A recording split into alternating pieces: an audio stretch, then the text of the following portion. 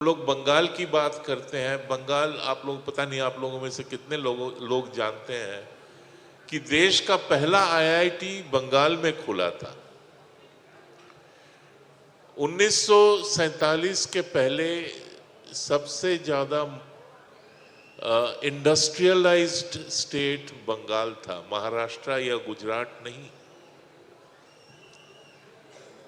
Waste Bengal had the highest trade turnover. जितनी भी कंपनियां थी, बड़ी कंपनियां, ब्रुक बॉन्ड, लिप्टन वगैरह वगैरह, उन सब का हेडक्वार्टर जो है वो कलकत्ते में हुआ करता था।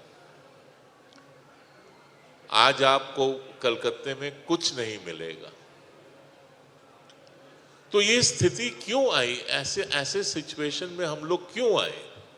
हमें संस्कृत पसंद नहीं है, हम वंदे मातरम नहीं गाना चाहते हैं, लेकिन जो बंगाल की मुख्यमंत्री हैं वो तो बड़े जोर से कहती हैं मैं बंगाली हूं, मुझे बंगला पर प्राइड है, I am proud to be a Bengali, ये है वो है, मैं फलाना है, डिमका है। लेकिन जब भाषा की बात आती है वो उर्दू को ऑफिशियल लैंग्वेज बनाती है। आखिर बंगाल में कितने लोग उर्दू में बोलते होंगे? प्रतिशत अगर हम लोग देखें कितने क्या है उनकी संख्या? तो फिर उर्दू को क्यों ऑफिशियल लैंग्वेज बनाया गया? यह सवाल पूछना चाहिए, हर बंगाली को खड़े होकर पूछना चाहिए, मेरे स्टेट में आपने कैसे उर्दू को ऑफिशियल लैंग्वेज का स्टेटस दिया?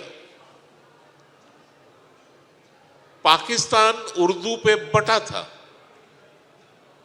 ईस्ट पाकिस्तान अलग हो गया 1971 में उर्दू के प्रश्न पर कि हम लोग उर्दू नहीं मानेंगे, हम लोग उर्दू नहीं बोलेंगे, ना लिखेंगे ना पढ़ेंगे।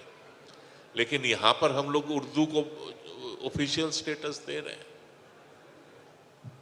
आज की खबर है, कल जो हाईकोर्ट में सीएजी ने रिपोर्ट दिया है,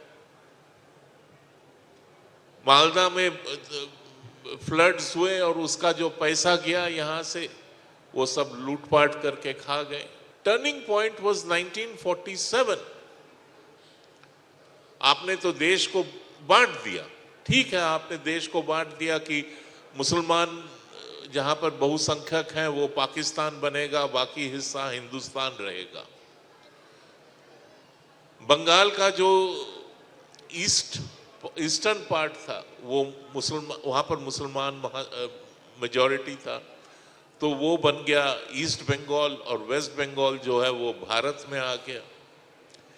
ईस्ट बंगाल से शरणार्थी जब भारत आने लगे, मेरे पिताजी, उनका परिवार, मेरे माताजी, उनका परिवार, वो सब शरणार्थी हैं जो उस समय बोरिया बिस्तर भी नहीं, बस खाली हाथ इस देश में आए थे। और जब वो यहां पर आए, नेहरू जी जो हैं वो पहले बीसी रॉय के पहले जो मुख्यमंत्री थे वहां पर, वो ईस्ट बंगाल से थे, पार्टीशन के पहले के ईस्ट बंगाल से। तो यहां के दिल्ली के कांग्रेसियों और नेहरू जी को लगा कि अगर इनको रख दें तो वो तो सारे हिंदू को इधर ले आएंगे, तो उनको हटा के बीसी रॉय को मुख्यमंत्री बना दिया। और नेहरू जी ने फिर बीसी रॉय को चिट्ठी लिखना शुरू किया, ये जो बंगाली आ रहे हैं ना इधर, इनको आप ढकेल के वापस भेज दो, यहां पर सब फ्री खाने के लिए आ रहे हैं, फ्री खाना के लिए, इनकी नो एंट्री कर दीजिए। पाकिस्तान, वेस्ट पंजाब से जो शरणार्थी यहां आए थे, उनके लिए तो आपने दिल्ली के दरवाजे खोल दिए, तिजोरी खोल दिया अपना। और ये जो काले चमड़े वाले आ रहे थे ईस्ट से, उनके लिए आपने कह दिया no entry ji.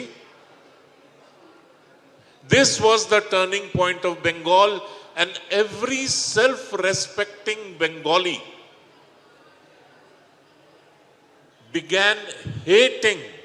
began despising the Congress from that day onwards. Congress disappeared in West Bengal. West Bengal पहला राज्य है जहां से कांग्रेस वैनिश कर गई,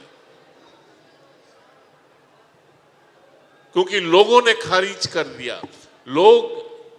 लोगों ने कह दिया कि जी हमें कांग्रेस नहीं चाहिए। कौन आए? वामपंथी आए। वामपंथियों ने अपना पॉलिटिक्स चलाने के लिए बंगाल की जो इंडस्ट्री है, बंगाल की जो ट्रेड है, उसको उन्होंने बर्बाद कर दिया। उसके ऊपर से नेहरू जी ने एक और पॉलिसी लाए, उसको कहते हैं फ्रेट इक्वलाइजेशन, कि अगर कोई फैक्ट्री वेस्ट बंगाल में हो, उसकी कॉस्ट ऑफ प्रोडक्शन उतना ही होगा जितना एक फैक्ट्री केरल में हो। तो अगर आप कोयला बिहार से, तब साउथ बिहार वॉज बिहार से या रानीगंज से कोयला आप ला रहे हो फैक्ट्री में, और जब उसको आप केरल ले जाते हो तो कॉस्ट बढ़ जाता है। लेकिन उन्होंने इक्वलाइज कर दिया कि केरल के कॉस्ट पर वेस्ट बंगाल में प्रोडक्शन होगा। आपने इंडस्ट्री का पूरा ताला बंद कर दिया। आपने इंडस्ट्री का ताला बंद कर दिया तो वामपंथी उस पर चढ़ गए, और जब तक वामपंथी हटे तब तक बंगाल बर्बाद हो चुका था। और ये जो पलटन आई ममता बनर्जी की, टीएमसी, इन्होंने तो अब खटिया खड़ा कर दिया। चूंकि मुझे लगता है कि पश्चिम बंगाल कोई भी ऐसा पत्रकार हो नहीं सकता है जो उसकी राजनीति की नब्ज को पकड़ने या समझने की कोशिश ना करता हो, क्योंकि देश की दशा दिशा सिर्फ राजनीतिक तौर पर नहीं बल्कि बहुत से मोर्चों पर बंगाल से तय होती है, ये कोई इनकार नहीं कर सकता। लेकिन यहाँ पर एक बात मैं कहना चाहूँगा, शुरुआत हुई वंदे मातरम से, चूंकि चर्चा का है, वहीं से मैं जोड़ के इसको देखना चाहूँगा। आप इसको ऐसे समझिए कि जब हम बंकिम चंद्र की जो माँ दुर्गा हैं, वो कोई संकीर्ण धार्मिक चिन्ह नहीं है, बल्कि वो एक एथिकल फोर्स है जो अधर्म और अन्याय के खिलाफ वो खड़ी होती हैं, जो अपने बच्चों के लालन पालन के लिए, जैसे अभी बताया कि उनके हाथ में धन भी है, धान्य भी है, ज्ञान भी है, सब कुछ है, इस तरीके से वो अपने बच्चों को देखना चाहती हैं। तो उसको उस तरीके से लेना चाहिए था। जो लोग भारतीय काव्य रूपक को समझते हैं, उस परंपरा को समझते हैं, वो इस बात को समझ पाएंगे। इसके बाद फिर आगे आइए, अगर वो वाकई संकुचित होता वंदे मातरम का पूरा अगर देखें तो, अगर सप्तकोटि कंठ कंठ निनाद कर ले, अगर की हम बात कर रहे हैं, तो इसमें भैया क्या एक स्वर की गूंज की बात हो रही पूरे देश में? सभी सुरों की गूंज हो, जो इस देश का बहुलतावाद है, जो समावेशी जो रूप है, वो उसको प्रतिबिंबित करता है। और मुझे लगता है कि शुरुआत हुई ना, मैं फिर कह रहा हूं, संस्कृति आपकी श्वास की तरह होती है। अगर आपकी सांस ठीक से नहीं आएगी तो ना आपके फेफड़े काम करेंगे, ना आपके शरीर के दूसरे अंग काम करेंगे। आपने जो संस्कृति पर आघात किया, इसका असर आया। और बाकी जो आपका ये पॉलिटिकल क्वेश्चन, समय ज़्यादा हो रहा, मैं बिना किसी लाग लपेट के कहूँगा, मुझे लगता है कि लेफ्ट और अल्ट्रा लेफ्ट की बात हो रही है वहाँ पे। और ये इस बार मैं मानकर चल रहा हूँ कि जो चुनाव हो रहा है वो वाकई लेफ्ट और अल्ट्रा लेफ्ट के बीच में ना हो के वाकई उन लोग के बीच में हो। पश्चिम बंगाल के लोगों को ये तय करना है कि पश्चिम बंगाल भारत में कितनी मजबूती के साथ रहेगा, कैसे रहेगा। मैं खतरनाक बात कह रहा हूँ, लोगों को हो सकता है थोड़ा अतिशयोक्तिपूर्ण लगे, लेकिन ये सच है कि जिस तरफ ये राजनीति जा रही है, राजनीतिक लोग जिस निर्लज्जता और बेहयाई की तरफ जा रहे हैं, उसमें आप ये मानकर चलिए कि अगर इस बार कुछ इस पे कंक्रीट नहीं होता है तो समस्याएं बहुत कठिन है। और मुझे लगता है कि एक बात कही जाती थी ना कि एक सांपनाथ एक नागनाथ, तो अब किसको आप ज़्यादा कहेंगे? तो यहाँ तो सब ऐसे ही आए ना भाई। अगर मुझसे पूछा जाए कि लेफ्ट या टीएमसी, तो मुझे लगता है कि अंतर क्या है। एक किताब है बंगाल्स नाइट विदाउट एंड, वो मुझे किताब एक पुस्तकालय में मिली, बंगाल में ही, विद्यार्थी परिषद के कार्यालय में। उसकी रीप्रिंट मुझे ऑनलाइन मैंने देखा नहीं मिला। उदयन नंबूदरी करके पत्रकार थे, उन्होंने लिखी हुई है। जब उस किताब को पढ़ते हैं, उससे पहले हॉरर्स आपने सुने हुए हैं किसी के आर्टिकल में, किसी के फेसबुक पोस्ट में, पर उस जब किताब को हम पढ़ते हैं तो समझ में आता है कि किस तरह की स्थिति रही होगी वामपंथ के रूल में। तो वैसी ही कुछ स्थिति मुझे, मैं जो रहा, मैं जो घूमा, जो लोगों से सुना, मुझे उसमें कुछ अंतर नहीं समझ में आया है और स्थिति कुछ बिगड़ती ही दिखी है।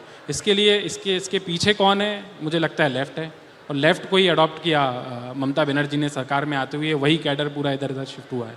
तो लेफ्ट निश्चित रूप से, क्योंकि वही आपको तमिलनाडु में देखने को मिलता है, वैसा ही कुछ आपको केरला में देखने को मिलता है। तो लेफ्ट ही हर एक जड़ में आके आपको लेफ्ट ही मिलेगा। देखिए 1977 से 2011 जो वामपंथ शक्ति बंगाल में रूलर थे, तो वो तो वंदे मातरम को कभी स्वीकार ही नहीं किया, लेकिन वही वो लोग हैं जिन्होंने नारा लगाया अफजल हम शर्मिंदा है तेरा कतिल जिंदा है। तो इससे तो हमको पता चलता है ना, वो भारत को माँ की स्वरूप से नहीं मानते, लेकिन जिन्होंने भारतीय पार्लियामेंट के ऊपर अटैक किया उनके लिए नारा लगाता है। और अभी जो टीएमसी, जो रूलिंग पार्टी है टीएमसी, वो जय श्री राम स्लोगन को एक कम्युनल स्लोगन कहते हैं, लेकिन बांग्लादेश की जो राष्ट्रीय स्लोगन है उसको अपने पार्टी का खुद का स्लोगन कहकर उसको कहते हैं। तो इससे तो पता चलता है दोनों फोर्स है, दोनों पार्टी है, दो ही बेसिकली एंटी नेशनल है, भारत विरोधी सर को ज़्यादा सामने रखते हैं। और जो वामपंथ है वो हमारा जो एजुकेशन सिस्टम को जितना एजुकेशन सिस्टम जैसे हमारे हिस्ट्री को तो बदलाव करने के लिए वो तो बहुत ही एजुकेशन सिस्टम को खतरा करने के लिए तो वामपंथी ने बहुत क्या बोलूँगा खतरा पहुँचाया हमारे एजुकेशन सिस्टम में, हिस्ट्री में। तो वही दोनों ही खतरनाक है। अब बंगाल के लोगों को चूज़ करना है कि ऐसे देश विरोधी शक्ति को आप आगे ले जाएंगे और कुछ नया बदलाव पाएंगे।